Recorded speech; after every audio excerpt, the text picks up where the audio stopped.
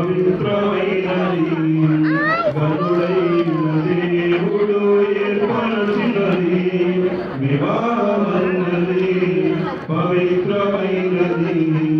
గరుడైన దేవుడు ఏర్పరచినది ఒంటరిగా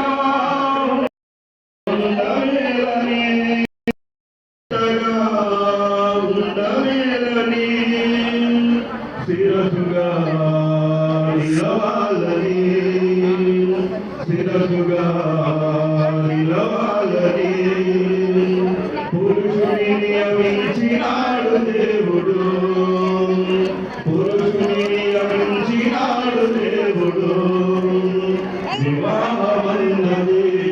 పవిత్రమైనది గరుడైన దేవుడు ఏర్పరచినది వివాహమన్నది పవిత్రమైనది గరుడైన దేవుడు ఏర్పరచినది దేవునికి అతి ప్రియులుగా ఫలములతో వృద్ధి పొందగా దేవునికి అతి ప్రియులుగా ఫలములతో వృద్ధి పొందగా వేరుగా